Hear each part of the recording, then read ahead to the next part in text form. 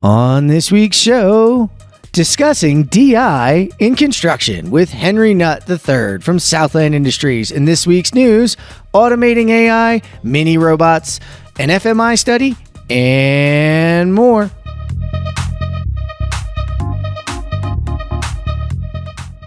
All right, we're back. Jonathan Marsh, welcome to the show today. How you doing, man? I'm doing really good. My voice is mad at me because I sat out at some campfires and we sang some songs and we ate a lot and we probably have one more beer than we should have had. So I'm on that nice Monday recovery where you're realizing you really should have spent the weekend resting, man. I think we need a weekend from the weekend kind of thing, but Yes. I feel you, man. You know, those s'mores and stuff and the campfires, but that means the weather's changing. It's springtime. We're outside. That's my favorite part, huh? Absolutely, man. Absolutely. No more white stuff for a while would be nice. Yeah. I believe it or not, the snow skier says, I'm with you. It's time for the snow to end. It's time for spring. My bikes are ready. I spent the weekend getting them out. They're ready to get tuned up. So that's where we're headed next. Henry Nutt, are you, Henry? I am doing great. Thank you. I am so excited to have you on the show. Got a chance to meet you at AGC National this year. Yeah, that was pretty cool. Lots of people, lots of folks reconnecting and still getting used to that being together in person stuff, you know? Yeah, and Jonathan, I have to say, Henry is busier than any of us at that AGC. I don't know that I've seen anybody with that kind of schedule. I only passed him in the hallway and I thought, wow, he looks crazier than most of us. Yeah, I Right on. remember that. It's kind of funny because actually our director puts together a schedule for me and is kind of acting as my assistant to make sure that I'm in the right place at the right time.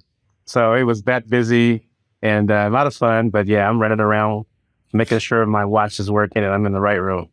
That's awesome. Well, I know you guys are going to enjoy the interview with Henry because I'm excited for it.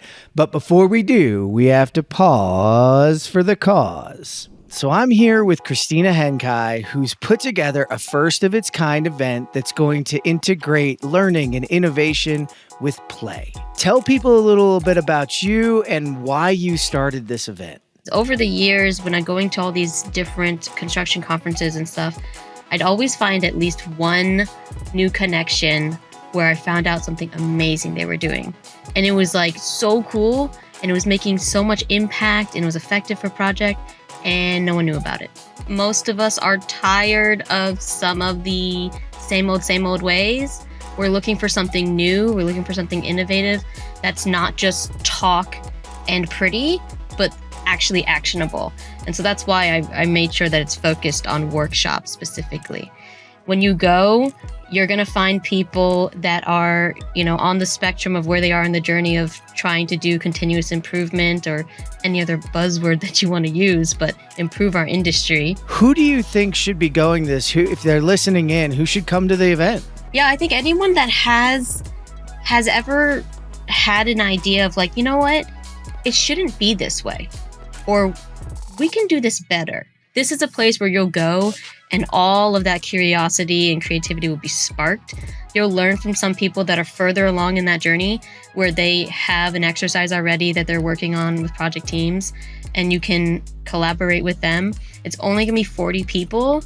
So every single person you meet, I think is gonna come from a different aspect of our industry. Awesome. So when is it and where's it going to be? It is one full day, jam-packed with workshops on Wednesday, June 14th in Austin, Texas. How do people sign up? It's my website, so built with the T at the end and .com/play.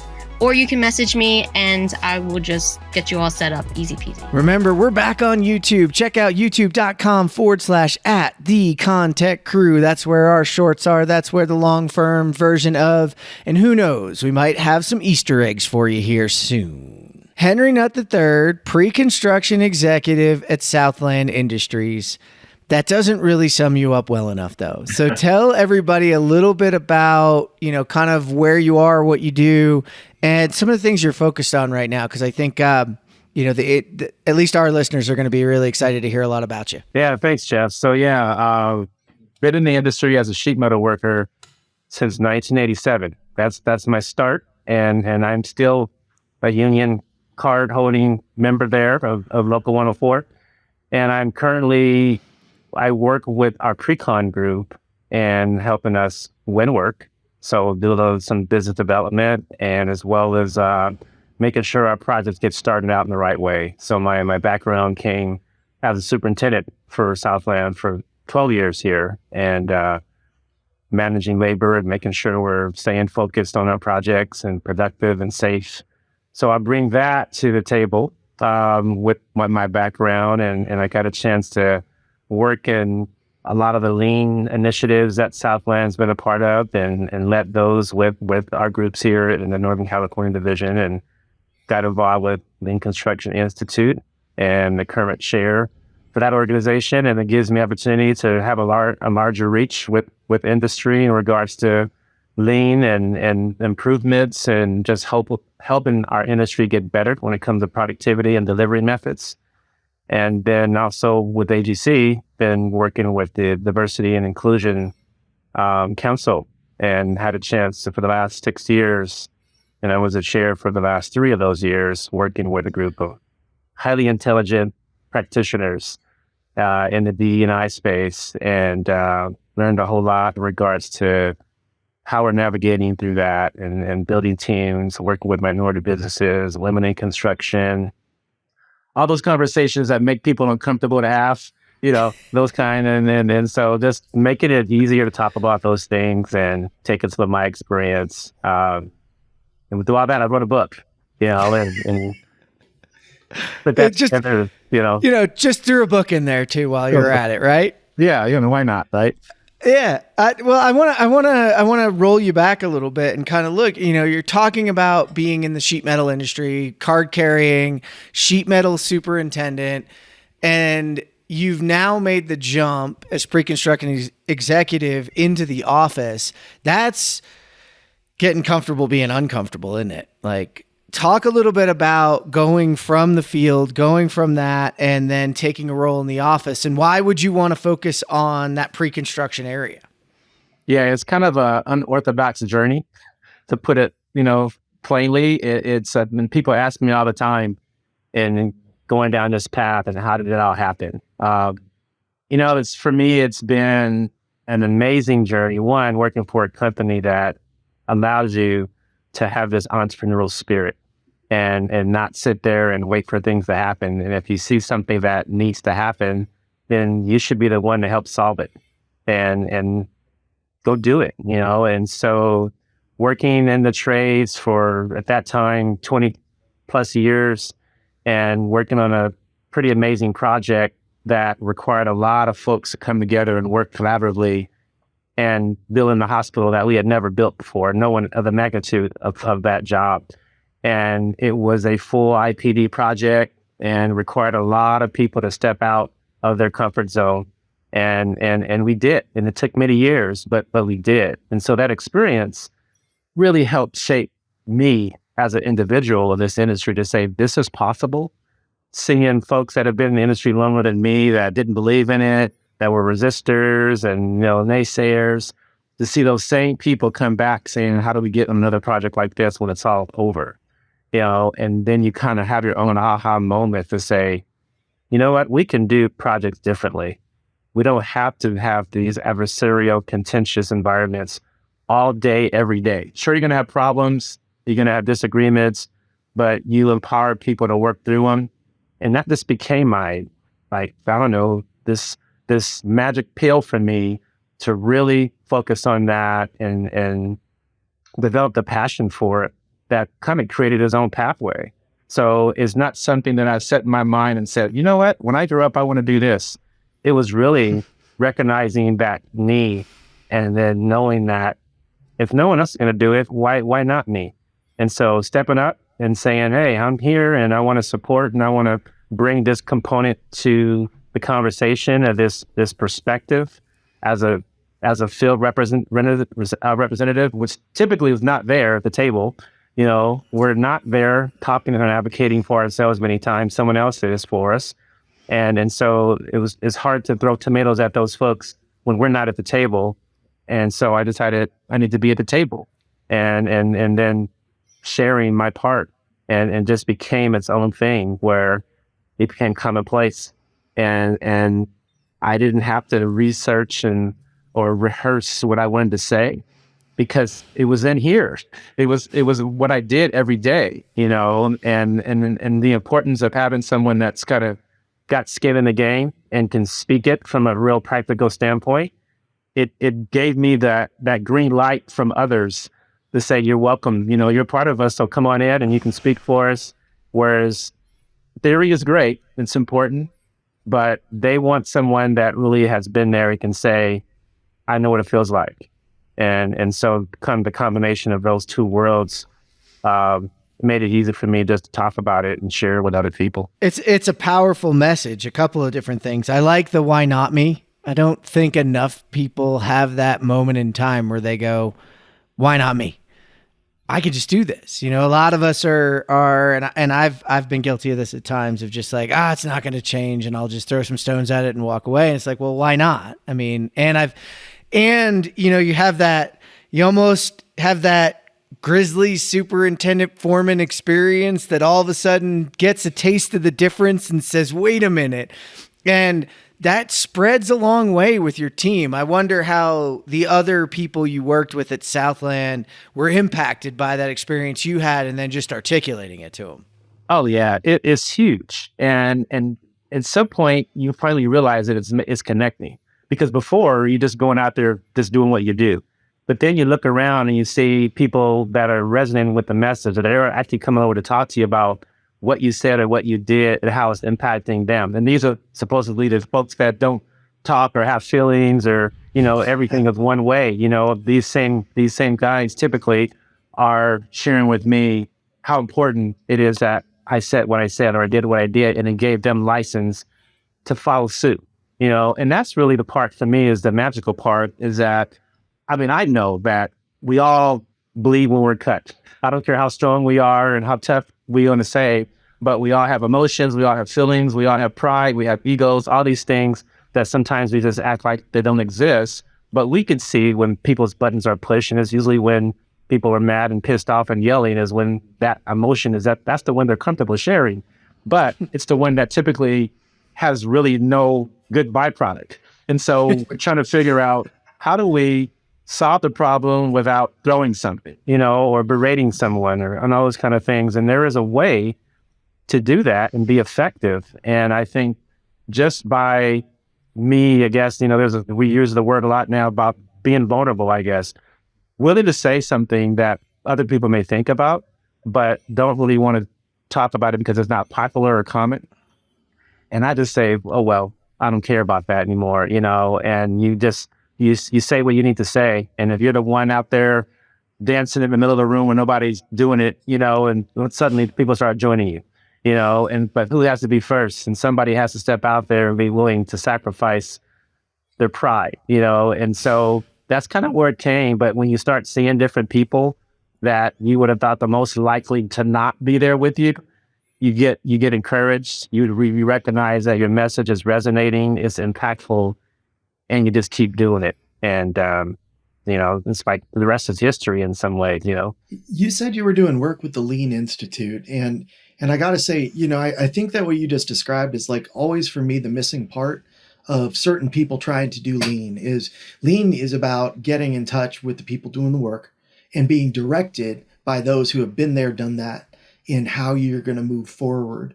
And before the interview, we were talking just a little bit, and we're talking about respect for people and mental health being part of this lean journey. Can you dive into that just a little bit? Because I think a lot of people view lean as a bunch of exercises or strategies that you put in that are very, very antiquated and seem somewhat divorced from people at times.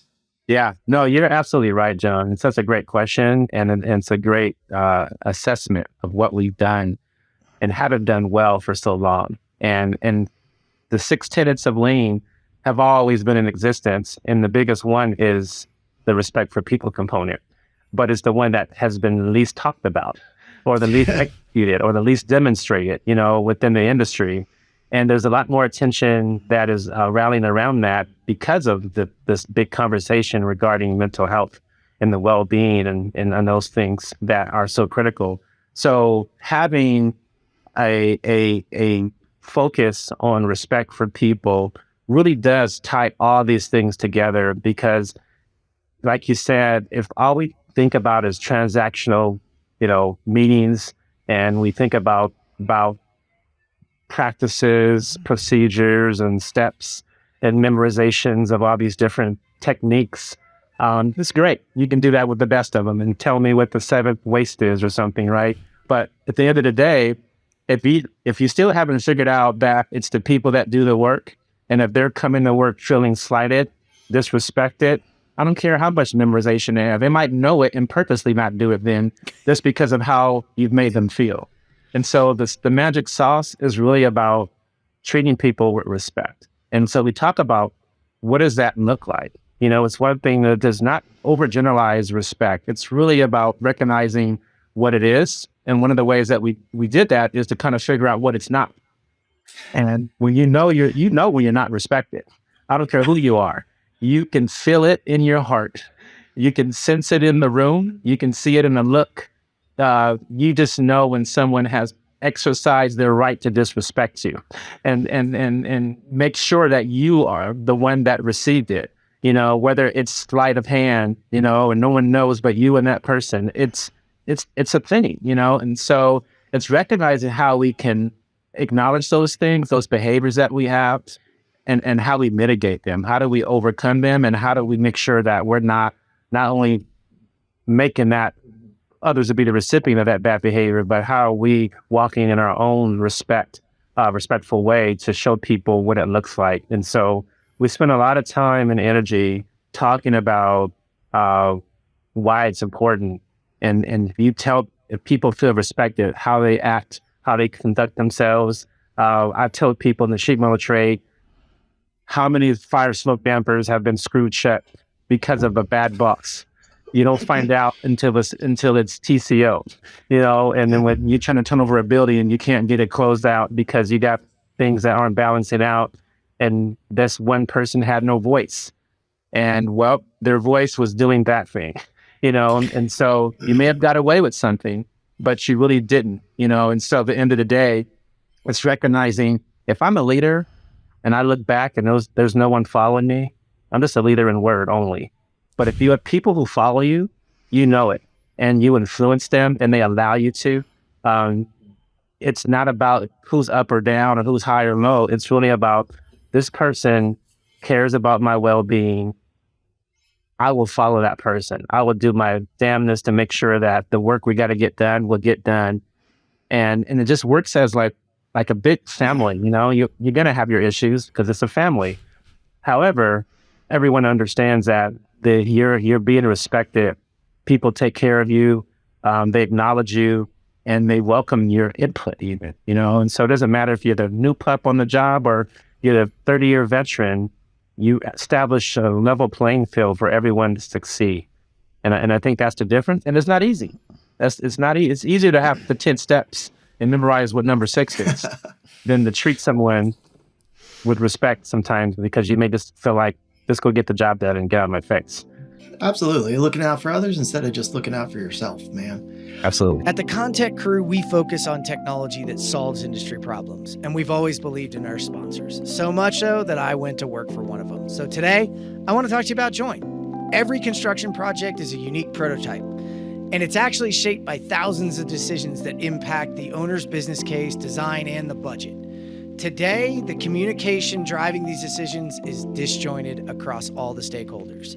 Work happens in email, Excel, estimating, resulting in delays, waiting for decisions, waiting for access to information, and sometimes that information is outdated and incomplete. Managing the expectations of the team and keeping the project moving forward is a constant challenge, and a lot of times drives skepticism amongst the contributors. Join empowers general contractors to build with confidence and maximize the potential of every project by connecting these owners through new workflows that fit into your existing processes. We bring design teams and trade partners into a single platform.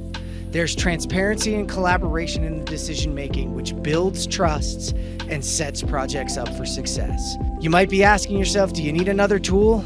Well, let me tell you, Join fits in seamlessly with your processes and your other tools. In fact, we're here to help those other tools. Regardless of your estimating system or your project management process, Join will be a valuable added resource without disrupting those other systems and your teams. So listen, put your spreadsheets on ice and leave your email behind for the decision-making platform for the built environment. Learn more at join.build.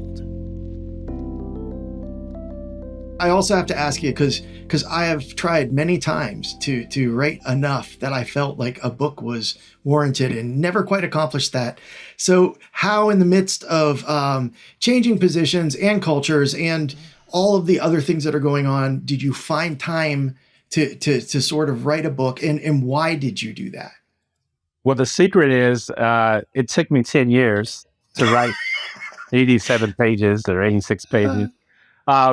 And I honestly, working with pre-apprenticeship programs for probably almost a dozen years here at Southland, and going to these different programs with different people from our company to put on workshops and talk with them about the day in the life of being in the field or the shop. What gets you fired day one? What keeps you going, and really having those kind of conversations, and found myself saying the same things over and over and over again, to the point where I'd walk into class and they would say, okay, Henry's going to talk about these, at that time, 4 things. And it was kind of like they coined these 4 things that we talked about, and that grew into 7. And it was recognizing that, you know what, this is not common sense. Or it's not common, but it's common sense. And that was the thing. It was it triggered in my head when I had it on the shelf. I had started this book and just said, no one's going to read this. Everybody knows it already. And then I just kind of got discouraged and left it alone. And then I don't know if I transitioned into a different role or something happened, but I know I spoke with someone. They said, good words are like fine wine. They're timeless. And so I remembered that and said, these principles don't ever get old. And so I picked it back up, and then it took me 6 months to just finish it up. And it's been, for me, a life-changing experience, because you put yourself out there.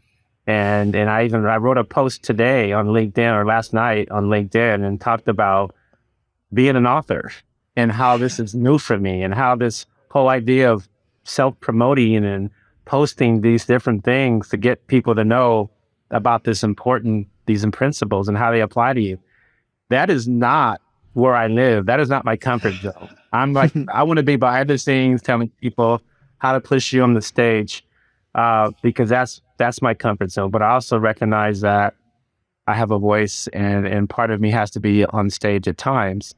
And I see the need, and I could have never, like, the timing of this book being released and what was going on in our country and what's going on in the industry, and with the workforce shortages, to how we treat people, to people aging out and new folks coming in, it really fits well with not only the work that we do here at Southland, but across the board.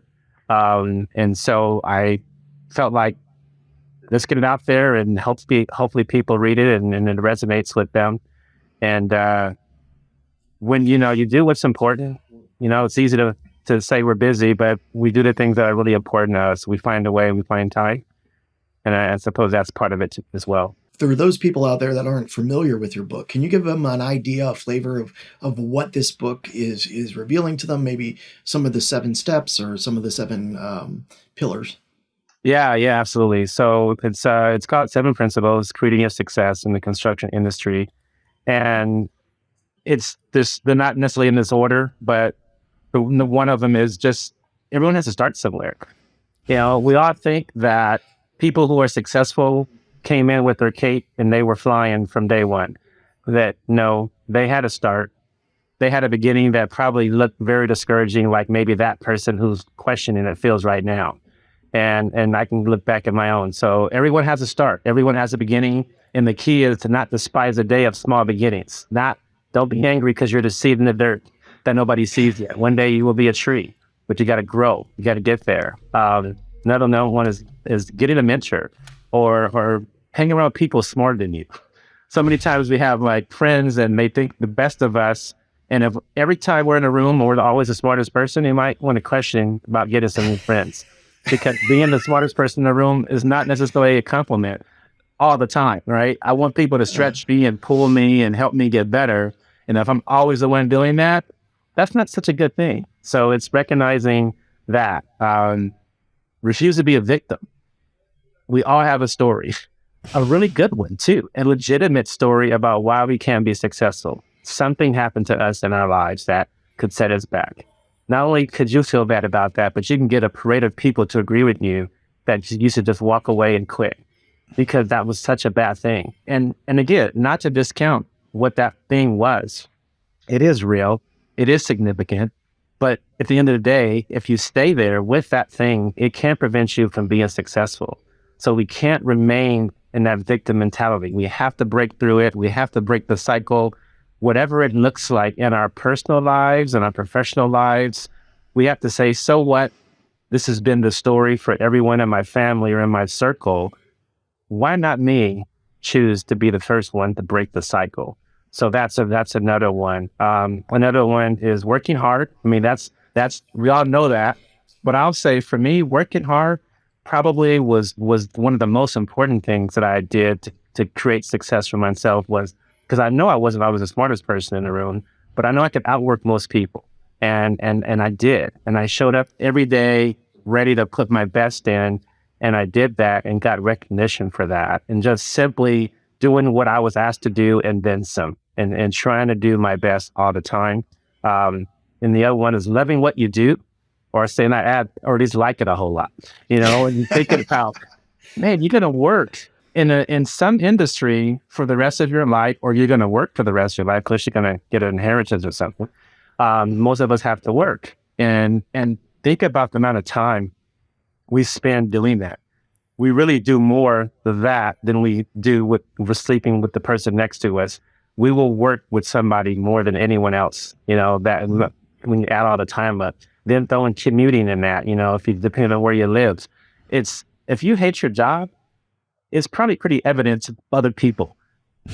The way you drive, how you talk, how you show up when you get to work, you know, and everyone loves the weekends and stuff, but I don't live for the weekends. And I hear too many people, you know, be saying that, I just can't wait till Friday. And then they dreary on Monday. And it's like, I don't want to live my life living for the weekend, hating Monday morning, and I'm going to do that for 30 years. Even if I'm changing industries, if I'm not going to enjoy what I do or love what I do, it really is going to impact how I do it and my ability to excel in it. And the other two ones, like, so learn how to follow. This is like the sixth one. Learning how to follow is such an important aspect and element to leading.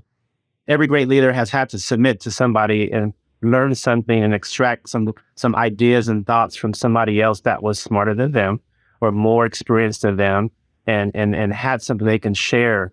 And so it's really important that regardless of what you know or what you think you know, every great leader had at some point to learn how to submit and try to and watch someone else and learn from someone else. And so it challenges your pride and your ego.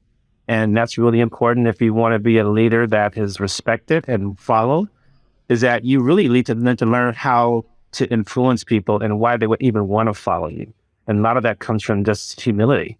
And I'd say sometimes I used to think that the word humility is short for humiliation. And if you haven't been humiliated in your life, you probably don't understand what humility is, because sometimes it takes just that for you to get to that point where you throw off all that ego and say, okay, throw up the white flag. I don't know how to do this. Sometimes that's the beginning of your road to being a leader, is recognizing that you don't know. And you don't have to know everything, you know, but you can lean on other people. And then the last one is knowing the difference between being an asset or a liability.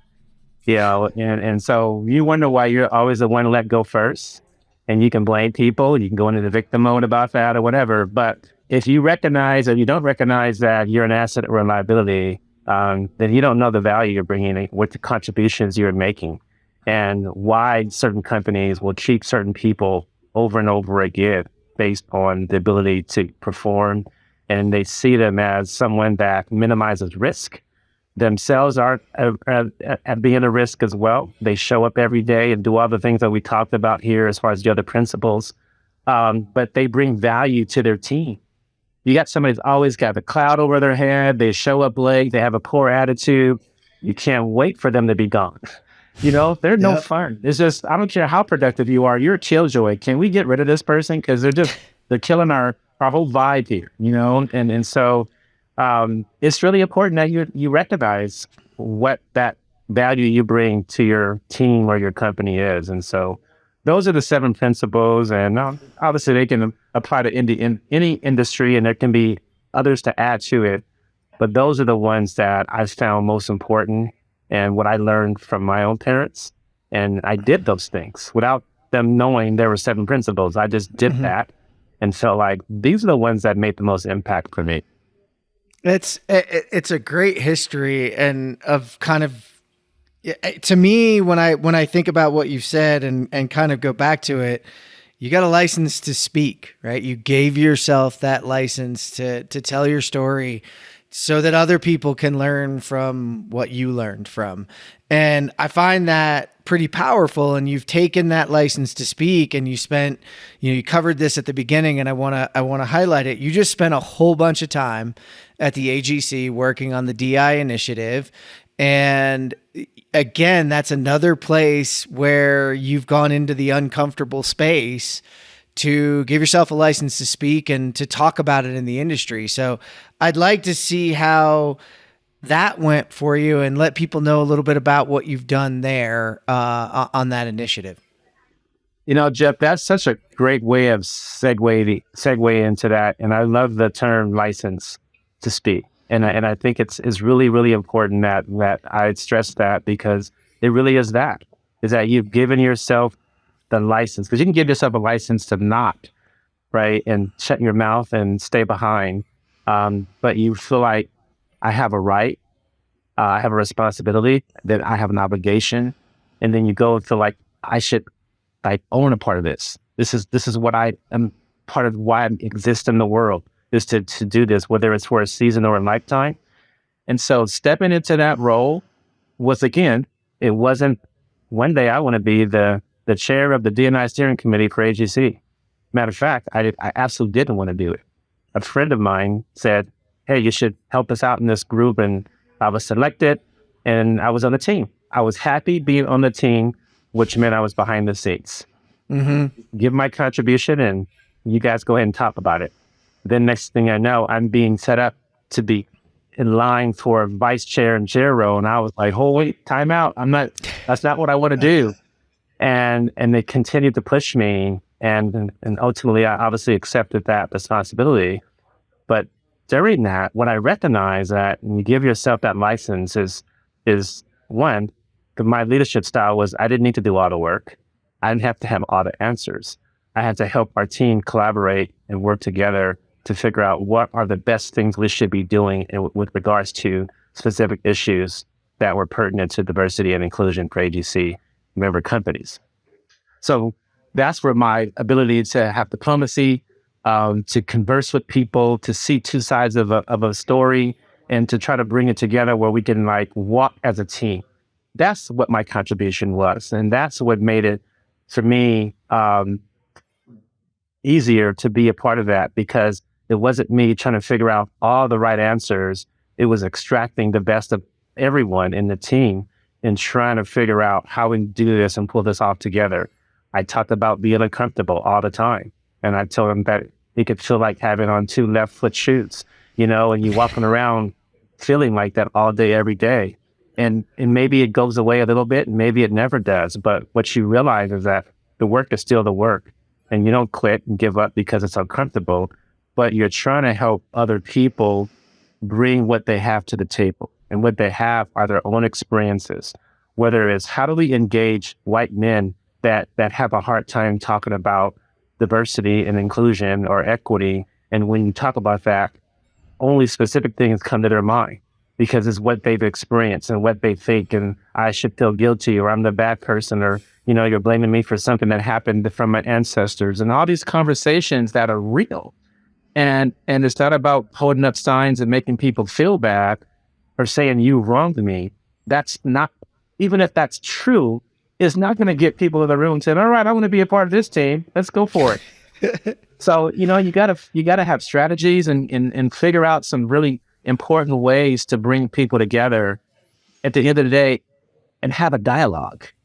It's like, we're not going to solve the problem right now, but we can begin to have conversations that we've never had before about race in our industry, about privilege, and about the actual discrepancy when it comes to people of color or women in the industry. It's like, the facts are the facts, and it's not designed to say you're wrong. It's really saying, here's what we have to deal with. Here's the data. Let's look at this data and figure out what can we do to support different pathways. How do we get other people involved? If we know we need more people in the industry, and many of them are going to come from different ethnic groups and genders, then let's figure out some pathways for those people. Let's figure out how you are instrumental in helping create the pathways. So it's just having these dialogues and conversations that, again, they make you feel uncomfortable. But I remember being in a room with kind of a diverse group, but it's probably more white male dominated. And there was a guy asked a question about race. And he didn't ask his full question, but I felt like I knew what he was trying to say. So I raised my hand. It was probably like 50 people in this room. And I said, you know what? I don't think anyone should condemn you for saying you want to work with somebody that you're comfortable with, that and that looks like you even. I said, I think we all want that. I said, there's nothing wrong with that. I said, but here's the problem is what it's created is walls and fences. And so it's if I can't work with my buddy, then if I think the best next person is always going to look like my buddy, that's where we create a problem. Am I saying you're a racist because of that? No. I'm saying it's the thinking is stuck in one way, and we need to undo that kind of learning and recognize that there are other people that have the same aspirations, dreams, skill sets, and capabilities. We just need to broaden how we view that. We need to broaden how we come to the table, especially if we're the decision makers. And so we have those kind of conversations at the Diversity Inclusion Council and figure out how do we roll these things out, because everybody's not ready when you roll it out. So you have to spoon feed. You can't just throw it out there and then get nothing. So it's like being strategic, even that is, so it's a whole lot of moving parts. Yeah. Yeah. I mean, there's a lot to that. There's a golden thread in it, though, that I think people in our industry and in others ignore, and that's the difficult conversations. Right. If you go to your IPD experience, if you go to your lean experience, if you go to your DI experience, that's all difficult conversations.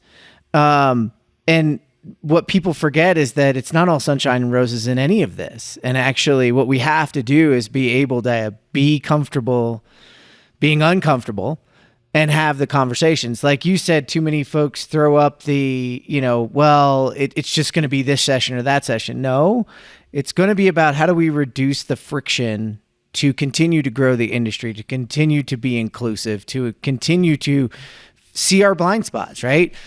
I'm older now. I'm not even going to say it. White male, I have blind spots that I obviously don't know about, right? But if I'm not willing to get in a room and have the conversation, I'm never going to know that I have them, and I'm not going to be willing to accept them. So I think there's a huge thing that probably goes back to those 7 pillars of really being comfortable, being uncomfortable, and having difficult conversations. So, it takes that, right? It takes leaders like you who get pushed forward by someone to succeed, get out into the front. And I wonder, as you're looking around, do you see others that that, and how do you push others to get into that same light? Yeah, there's a group of folks that I am blessed to be around that are out there advocating for different things, like whether it's DEI or lean, and they see it as innovation and as a component of being innovative. And there's women like Jennifer Lacey and Felipe Engineer and Jesus. There's Keon Zandy and Joe Deuteramo and Adam Hoots, all these different people. There's Dr. G, that are out there doing all these incredible things and putting themselves on this platform, not to be on the platforms, but to advocate for what they believe in their heart. And when we do that, we put ourselves at risk for people to throw stones at us. Because I've told people this as a teacher years ago, and not a licensed teacher, but teaching a group of people. Everybody, I used to use it, and I put it just like this. The vernacular is not grammatically right, but it's everybody don't love you. And you need to recognize that when you get on the stage, everyone's not going to love you and support you. And you have to be prepared to have some thick skin, but your belief in what you're doing needs to over or supersede that love that you're not going to get, or that criticism that you will receive. And if you don't want to be criticized, it's probably just stay off the stage, because for every 100 people that say you're great and wonderful, there'll be 1,000 that say, why did they even let him on the stage? He's unqualified, or whatever they want to throw stones at you. And people do that all day, every day. And it's part of what it comes with. So I applaud those folks, and there's a lot more that I could have said, but those are some of the people that I know are in real time out there doing things, writing books, sharing their stories, getting on the stage, not to be famous, but because they really believe that we have to change the industry. And if they're not waiting for someone else to do it. They're like, I'm going to do my part. And that's all it really is. It's like recognizing what is my lane. And it's really a small component when at the end of the day, it may even seem insignificant. It's so small. When you look at the grandeur of this industry, you're just adding this a small piece of it, but it's significant and it's important, and we got to be a part of it. I think a lot of what I've seen is with DI is the companies that take it on with the right spirit, they get out of a rut that the entire construction industry is in. We're in this rut and we're saying, oh, we don't have any people. We created a rut to not have people. I mean, there's 1,000 people showing up in line and we're like, well, we'll take 10. We're out of people. We don't have enough people, but we'll only take these 10. When I was first looking at my kids, I got 3 kids. And I would tell you that a decade ago, I wouldn't have wanted my daughter to go into construction. I would have said, do something else, do office work at the very least. And slowly as I've seen these better contractors, it's become, well, I want you to do construction, but I want you to do construction with them, or with them over there, or them over there, because they've gotten out of that rut. And, even when technology, I hate to say that things multiply, if you're out of the rut on your human side, I find that people are out of the rut everywhere else in their business. They tend to be, something's disrupted them, and now they have, a bigger cultural scope to look at these things. What do you think, like, if you were going to pick, you talked about those people, you named off a huge group, but you are a big leader in that group. Who's your champion when it comes to this? Who do you, like, in the back of your mind, who are you thinking of? And it doesn't have to be somebody famous. It could be like a parent or whatever. But who are you thinking of when you're up there talking to these people about making this type of uncomfortable change? Yeah, I think you're right. I think it is my parents, and I think there's my dad he's retired, sheet metal worker, and my mom's retired physical therapist, and my dad was that stern, kind of guy that wanted to make sure I got everything right, and was hard with me many times. But what he did was he also showed me the importance of work. And in my book, I mentioned that he helped me develop the work ethic that I have today. And just watching him, wasn't so much all the things he said, it was just watching him go to work, sometimes more than one job, and doing what he needed to do. And he worked in an industry that was even, for him, it was even tougher, in regards to the roles and being an African American man in the industry at that time, and had some tenure in some capacity, but then he ended up starting his own business. And my mom worked in the healthcare industry, and it was just like traditional mom, sweetheart, nurturing, loving, but at the same time also provided me with a display of a great work ethic. And so I have the balance of both of those people that helped shape who I am. And when I got over some of the things of like, well, why is my dad so hard on me or whatever, and those kind of things, you realize how valuable the skill sets that they dispensed in you as a kid. And then you realize, you see people or friends who didn't know how to change their brakes in their car or go bake a cake. I could do all that. And when I learned it from both of my parents, then I think at some point you take things for granted because you assume that everybody knows this stuff, and they don't. It's like that common sense. It's just not common, but you learn to appreciate it as you get older. And then you say, where it fits and how you think, how you show up in a room and are able to kind of sense what's not being said or what should be said and what people are thinking or afraid to say. All that stuff, I think, came from this being cultivated by those two people in my life, and also growing up with three sisters.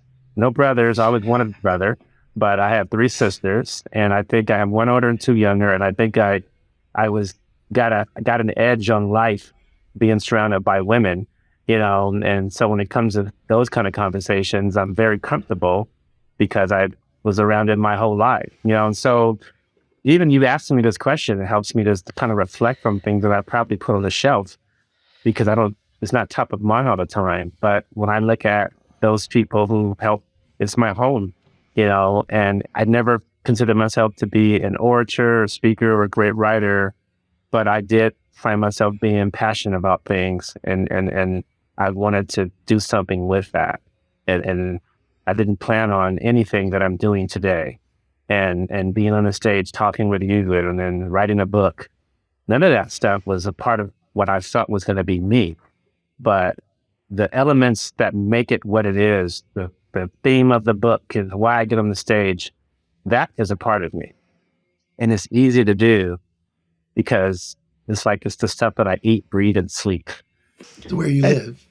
Yep. Yeah, it's where you live every day. It's how you put your boots on, so to speak, every day. So yeah. And you named a couple of great people. I have to say, a couple of competitive podcasters, which I love. If you haven't checked out Hoots on the Ground, that's Adam Hoots's.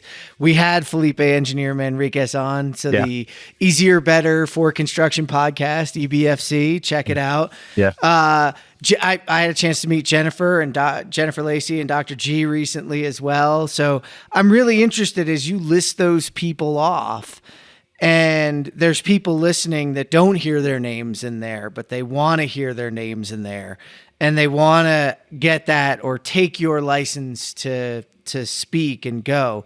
What's your advice for them if they're listening in right now? What's the advice to those future, reluctant leaders, as it were? That's just a timely question. I had a gentleman that I met. Literally, we met on a phone call, and last Friday or Thursday, and we talked for an hour on a call. We both didn't know each other. He just had some questions about me and what I'm doing, and wanted to understand how to amplify his voice.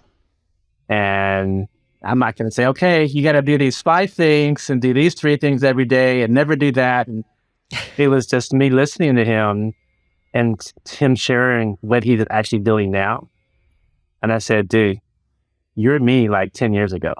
What you're doing right now, you're already doing it. There's nothing for me to add to tell you what you should do different. It's just keep believing in what you're doing. Put yourself out there more. And if you feel like you're talking about something that you're passionate about, that's obviously key. You don't have to be anybody else but yourself. And it's like a leaf can fall from the same tree and never fall at the same location once it hits the ground, because all the different dynamics that affect where that leaf falls, right? The wind, trajectory, all that stuff. And that's you. We are all uniquely made, and what resonates with me won't resonate with the other. And it may be the same exact message, but that's the beautiful part about it, is because everybody needs something different. And you will extract something out of that message because of how it filters through your mind, your experiences, how you see the world, what you've been through, what pain you've experienced as a human, what joys you've experienced, and then your message comes from that. And if you're doing that, you don't ever have to duplicate or do something that someone else is doing just for the sake of jumping on the bandwagon. You create your own platform, your own message, and you're comfortable in your own skin. So I would say that there is so many different things that are impacting our industry. And if there's one thing you can pick out that just resonates with you, like, how do you change your world? Pick up on that thing and begin to do work in that space, whether it's reading books, getting around people, exposing yourself to these different ideas.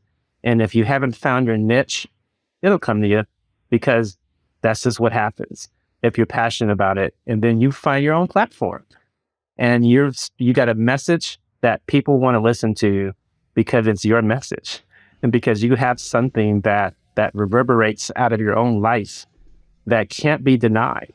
You don't sound like a robot when you talk. The words that come out of your mouth are powerful and life-changing and meaningful because they're yours. And that's like the best thing you could offer, is to give someone the authentic you. And that's how you do it. And sometimes we are very uncomfortable. You know, we have terms for all these things now, like the imposter syndrome, and we, before we just used to feel doubt. Like, why was I getting this? We had another word, like, why does somebody believe in me for this? I don't know. I'm not qualified, all this stuff, and we all experience that at different times in our lives, no matter who you are. But the key is we don't let that stop us. And it's like that doing it afraid, is being on the stage. It's like everyone can laugh at you, but they're laughing at you from the audience, and you're on the stage, or you're on the battlefield. And so that is so important to just remember and not get discouraged by what you feel you're not doing, what you're not accomplishing. And every one of those people that I've named off, I know that they've been through that and experienced that, and even with Dr. G, and just knowing how prolific she is and what she's done, the same time can immediately feel like, do I belong? Am I worthy? And you would never think, not Dr. G or whoever you can name off. Right. No, they're just amazing. It happens to the best of us, and recognize it. So normalizing that so that you don't feel like you are an imposter to whatever it is you are trying to accomplish, because you are in good company. We all feel it and go through it. We just choose not to allow it to paralyze us. We have to press through it. And that's the difference sometimes is that we press through it. So find your voice, find the mission that resonates with you, and begin taking those steps to usher yourself out there. Yeah, I think you hit on a couple of things in there. And one of them for me is that, for all those people you named, and then others I can think of as I was listening to you, where, at some point you had to have the experiences to have the platform, and it kept going through my head. It takes a really long time to be an overnight success, right? Like, or there's no substance to what you bring. Sure, you might win with some clickbait once in a while with something, and we live in that world of the I want it now, instant gratification, but it takes years and years to have the wisdom and the experiences to then teach someone else and then truly have a voice. So if you're out there now, you're building your voice, right? You're learning, and listen to people like this. Listen, read the book, connect, and continue. I think with you, the other thing I heard was don't stop. The only thing you can do wrong in that journey is stop traveling, right? Just give up. Exactly. I remember one quick story, and just an example, and I shared this with someone. I look at this as an analogy of like a good stew. And you can try to microwave a stew, but it'll taste like that. But all these different, meat and potatoes and all these different things you have in that stew, and it has to marinate. It has a set. You can't boil it. You got to slow cook it.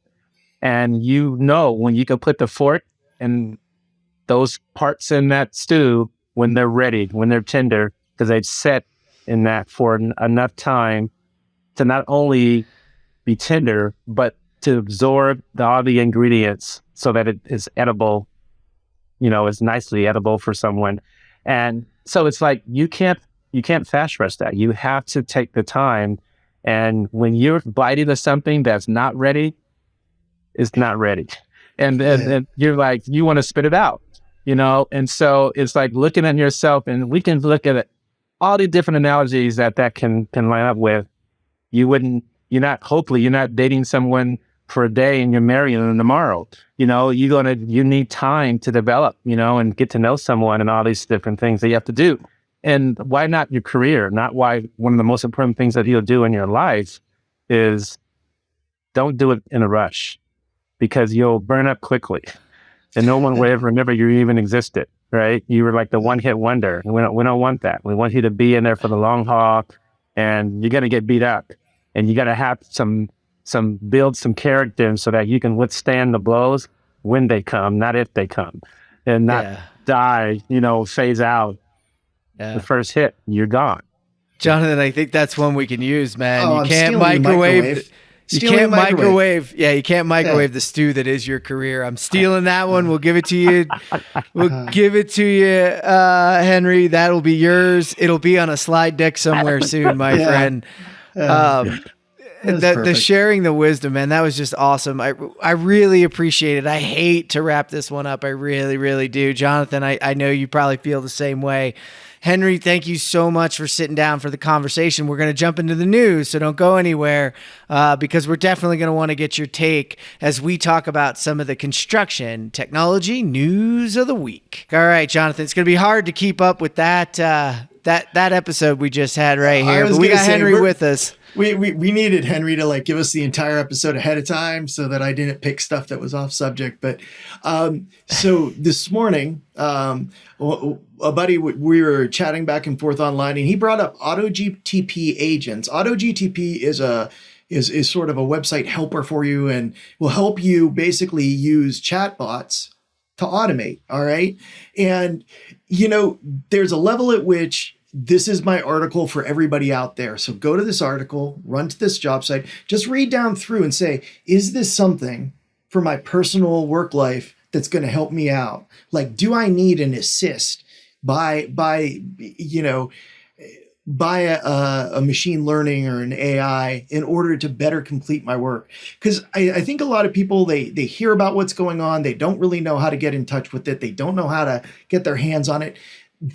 Just go to the AutoGTP site, read this article too, and it's going to give you some good starting points to using technology within your own life. And Jeff, I don't know how much you have wired right now, but as the weeks go on, more and more of I'm going to call it the tasks that kind of suck life away from me are getting automated out of my way. How about you, man? Have you dived in? Or you, Henry, have you dived in yet? Well, see, I was a naysayer. I was against it for a long time, and on some of those same chats where Jonathan's on, I had to be the contrarian at times. But I actually listened, and I've quoted this podcast a few times recently. An Adam Grant show on ChatGPT did not write this title was the title of the episode, and I realized that I was just talking to it wrong. So my failures were there. So I saw this one, Jonathan, and I'm really interested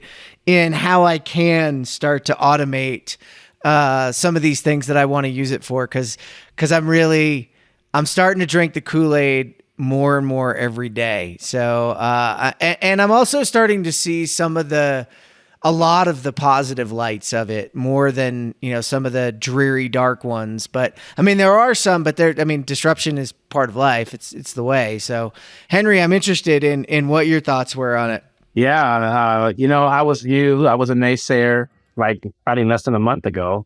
And I sat down on a call with a gentleman by the name of Marcus Turner that walked me through this. And I was listening and watching, and nervous and thinking of all the things that it shouldn't do and how I shouldn't use it for this reason or that reason. And then I realized how busy I am and how many different hats I have on and juggling different things and what it looks like when I come home from work and what I need to get done, like in my other life, and it really has been helpful, and I think it's now I'm like, how do I not have it a part of my life?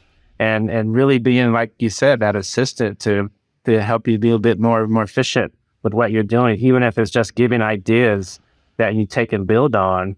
It's just managing your time and being more efficient. So I'm all for it. I think it's a great tool. And when I got away from being afraid of it, I learned that I can actually be of use for me.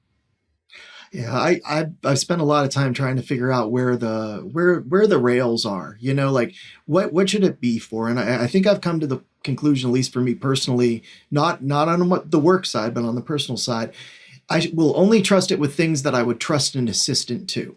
So if I'm willing to ask an assistant to go do it, then I'll trust it. But if I'm writing an article, I'm not going to ask it to do that. That's supposed to be my voice. And, to go back to your metaphor, that is definitely the microwave. All right. I have some good ideas. If you microwave them, people get a taste of them, but it ain't going to be right, and so I think it's wonderful in that it will move files around for me and it will clean up all of the mess that I make when I'm trying to create something and those things that I would have an assistant for. And if you're looking to get involved there, I think this article was actually very comprehensive in terms of giving you leads.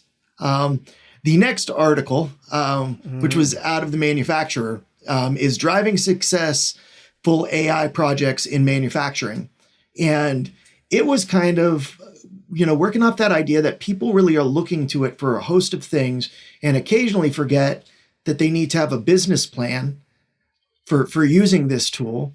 And they need to think about where are the guide rails in their business for using this tool before they start bringing it in, because it does appear to be way more talented than it is, like as an assistant, as a helper. It has the appearance of being super intelligent, except for, basically it's, what did I say? It's an assistant who's okay with copying someone else's work. It's like the best plagiarist assistant that you've ever had in your life. But I thought this article was really good because what it did, and it did it in a very simple, straightforward way, is it says, here's some things you need to look at if you're actually going to use this for manufacturing. Just the basics, but take a look at it and think about how you're using it, especially if you're somebody who's in one of those elevated positions, like maybe you, Henry, that's going to be dealing with people bringing ideas before them that are uses of this product. Is we have to have an idea of how are we going to make sure that we're successful while using it. And have you, and I'm going to ask Henry this time, but have you seen some uses at Southland yet of the chatbots? Has it been brought up? I would say that I probably can't answer that question fully because I haven't spoken with our group. And matter of fact, one of the questions I'm going to talk about in our meeting we're going to have here in the next couple of days in Dallas. But I know that we're always moving forward with technology and looking at different ways to innovate these different ideas. And I mentioned it to one of our senior leaders a couple weeks ago about it. And he does a lot of our budgeting, and we use a lot of historical data to come up with how do we move forward on different projects and not go back and reinvent the wheel when it comes to estimating and things like that. And I said, it's kind of similar to that. We're using historical data right now to essentially figure out how do we determine the best route, best pathway, the best budget to do this job that has many similar characteristics to it. And if we have this information, instead of us extracting it the way we do currently, maybe there's some use of it for using something like AI to help us with that.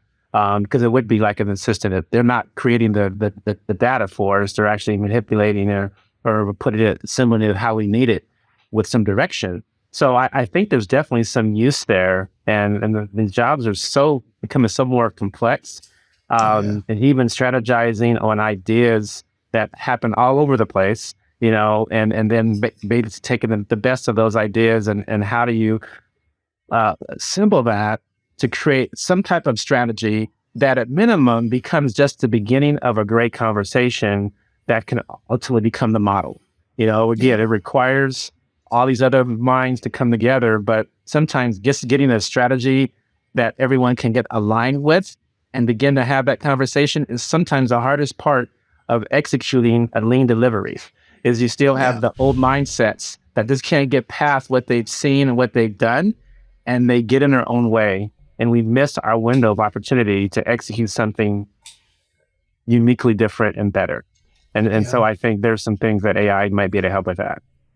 I did miss one part of this article that's important, and they did talk about ensuring that the data that you're giving to this thing to think about is clean, and is not corrupt. One of the biggest problems with these is they don't know what they don't know in a way that we can only imagine, because they don't have, there's just such a lack of context at times, and construction data is messy. I mean, we're messy about it. I don't know why, but we're pretty messy. Jeff, did you get a chance to read the article? What do you think? Oh, I did. I mean, I love a good analogy. This is like, we're all here for analogies. So, clean water and clean data are very similar. Clean water to humans and clean data to AI. Without it, it's just not good. The outcome's not going to be good. And I thought that was great. I think some of the other things that are tactical use cases that we're seeing that are great are, things like intelligent machine maintenance, knowing when certain things are going to fail ahead of time so that you can maintain them so it doesn't fail. I'm a big fan and got to see when I saw you, Henry, at AGC, I got to run into the guys from Gold Rush, a couple of my favorite folks that were out there. And all I can think of is that show is all about like something just breaking and then them having to bush fix it and figure it out. Yep. And I'm like, that makes for great TV. It makes for really bad job sites. It makes for really bad construction. Yep. So couldn't we use this to tell us and predict those things were coming and get more predictive? And then I was having a conversation, Jonathan, with a person the other day, and around AI and how we're going to use it and how we're going to use data. And we were talking through some of the use cases, and I was like, yeah, all this data of your own is great if you can understand, what you've spec'd for the project and what you're ordering and all of those things.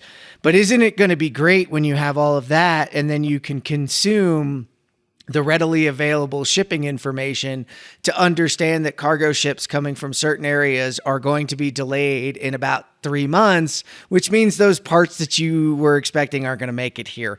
So maybe if I turned to you and Henry and said, you have 4 months to come up with something else to spec, and here's where the bottlenecks in our world are coming from. Can we go to South America? Can we go to Canada?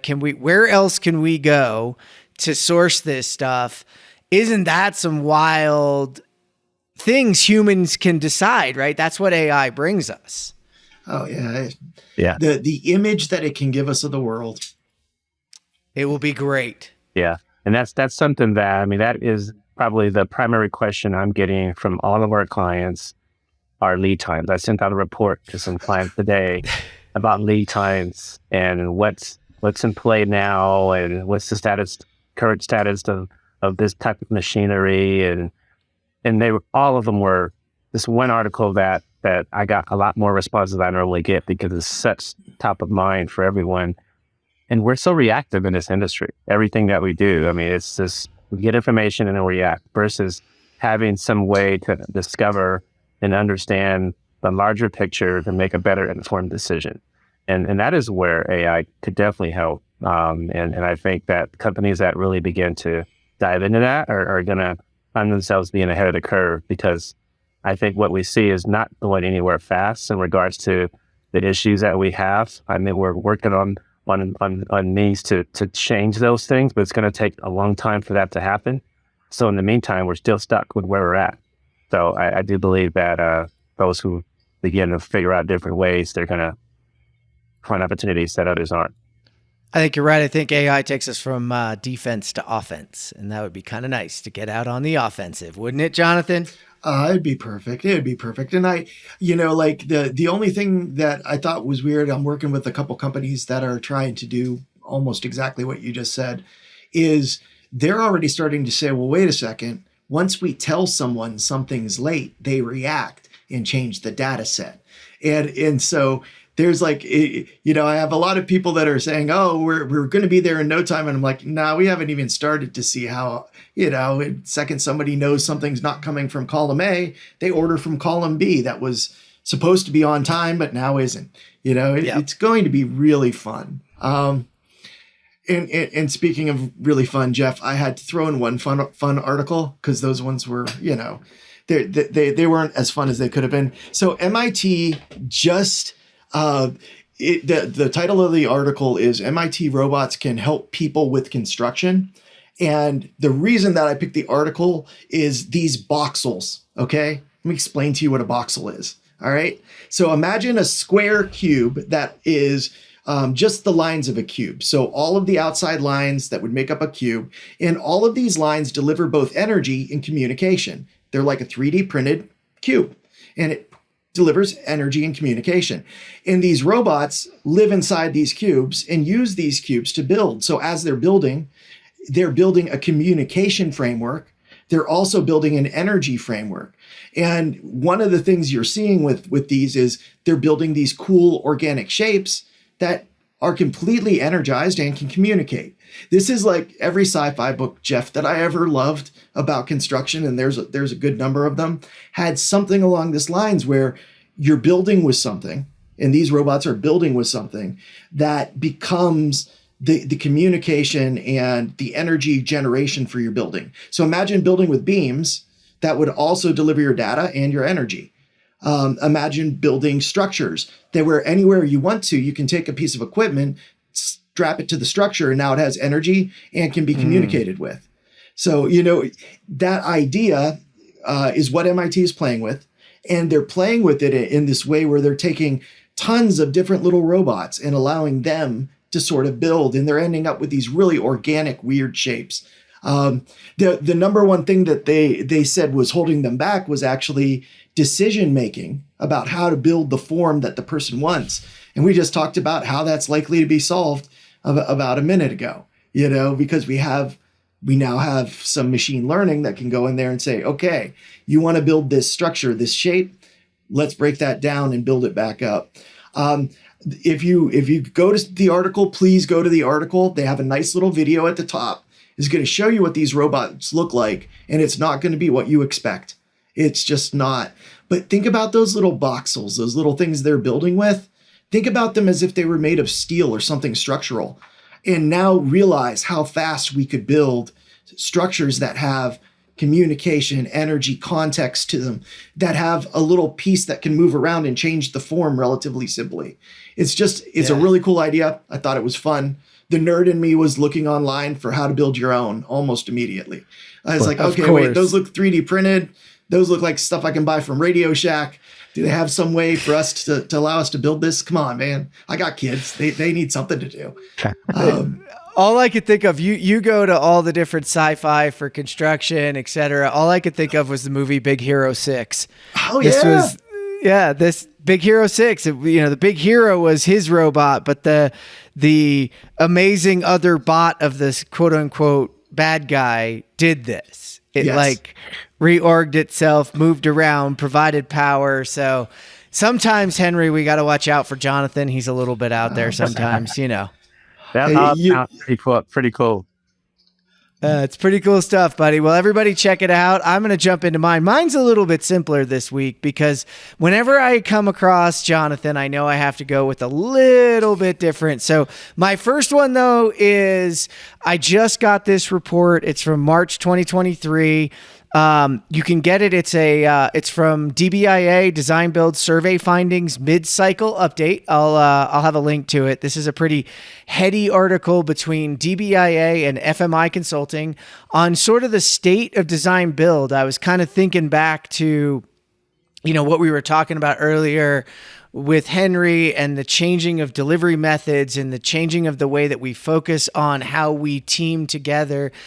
A lot of it's contractual, and it's really interesting to see the rise. Just a couple of quick executive highlights is design build construction spending in the assessed segments and geographies is anticipated to yield a compound annual growth rate, CAGR, of 5.2% from 2022 to 2026 and reach over $405 billion. That means $405 billion will go through a design build methodology for delivery, which I find that's huge. And it's interesting that there's focused areas where this growth is anticipated, but then there's areas where it's going even faster. And I think that has a lot to do with advanced manufacturing and the things you're talking about, Jonathan, that we're trying to build in the United States later. And they're trying to approach it with design build because we're trying to have access to that data and that information. And so it's great to see this executive come out.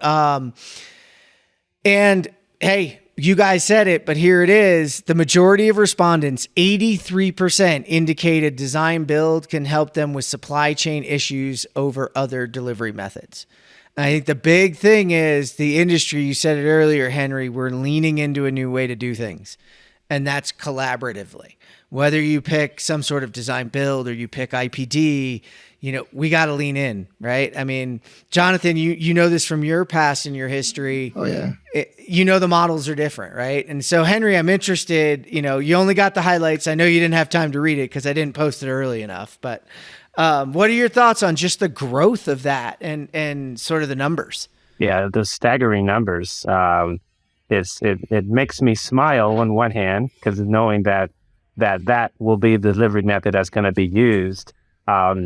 At the same time, it makes me a little bit nervous knowing, are we going to be ready? And I think about when I say design build and that collaborative component, again, it's not a process that you just go memorize and then go execute flawlessly. It's one that you really have to really help people develop different behaviors and how they solve problems. And one of the ways that we do that is you gotta help people have new experiences. Because if you come to the table with, this is going to be the best ever, they're going to look at you and be very skeptical. And so the challenge will be for us to really get in front of this and really have rich dialogue and opportunities for people to have experiences, small, large, to say this is a better way. And how do I specifically, as a player, contribute as an individual, as well as a company. And we're doing lots of things with LCI and trying to be in front of that and getting people ready.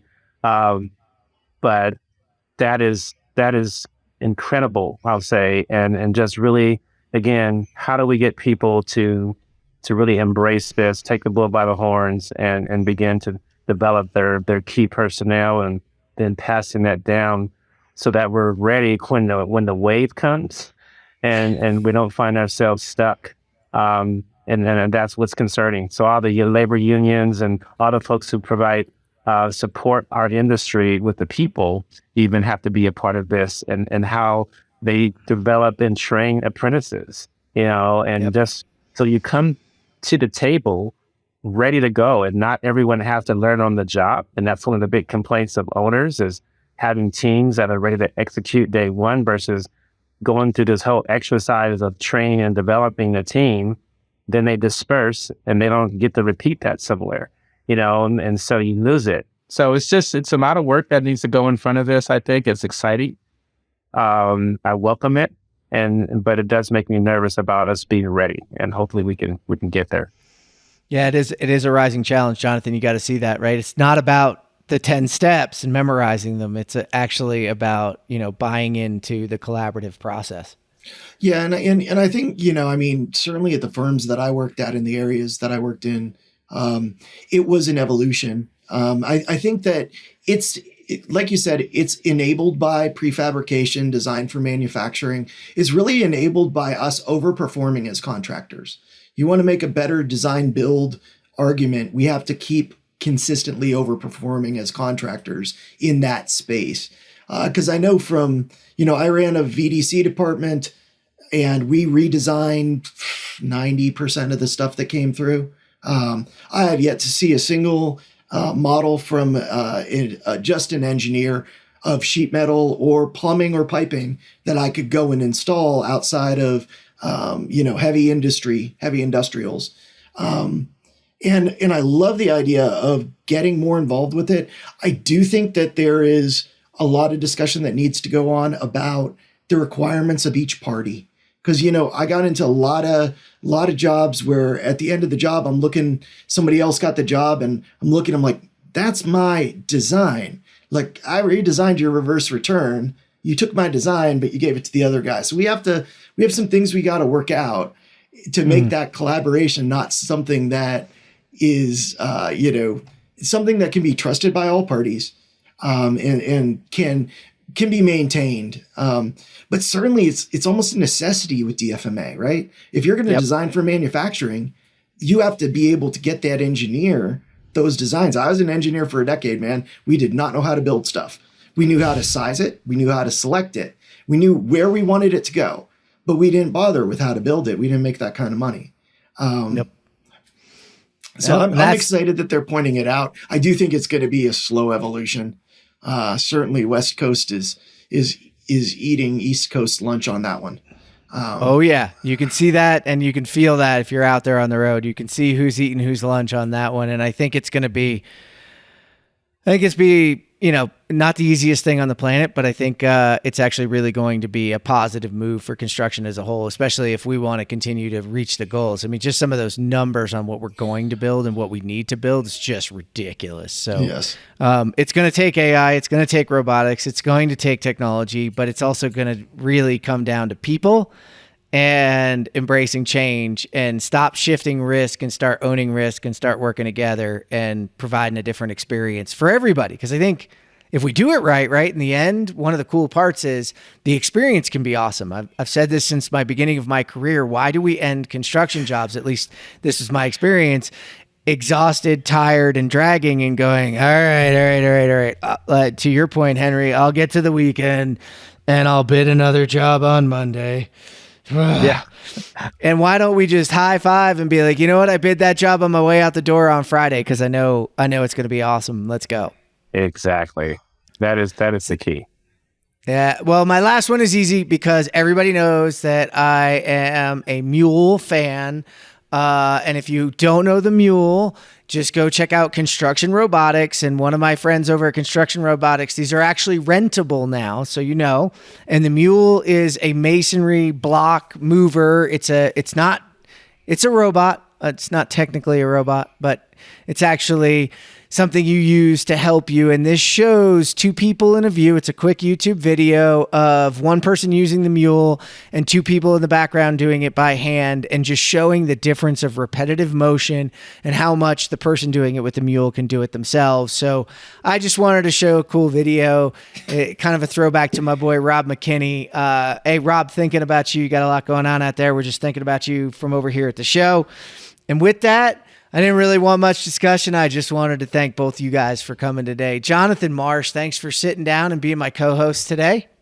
Right on, man. Great to be here. It's an honor to meet you, Henry. I look forward to talking to you at one of the shows, or at least seeing you run by us at speed. We're going to need a chat bot to talk to Henry at shows as he passes by us, right? Right. No, great. Henry, thank you so much for taking the time to sit down and investing the time to talk to us here at the show and me on the road. I do really look forward to everything you're doing, and I hope everybody who listens in connects with you. Thanks again for sitting down with us. Thank you guys for having me, Jeff, John. Great meeting you as well, and being a part of this. This is furthering big discussion and of important topics that we, I think, hopefully are all important to us and all the viewers. So thanks for having me. Yeah, I think you hit on a lot of things that are important to the viewers, important to us here at the show, important to what we're doing in the industry. So with that, thank you for tuning in today to Geek Out for our interview with Henry Nutt III. To read all our news stories, learn more about our guests, and to listen to this show, visit thecontechcrew.com. This is the ConTech Crew signing out. Until next time, enjoy the ride and geek out.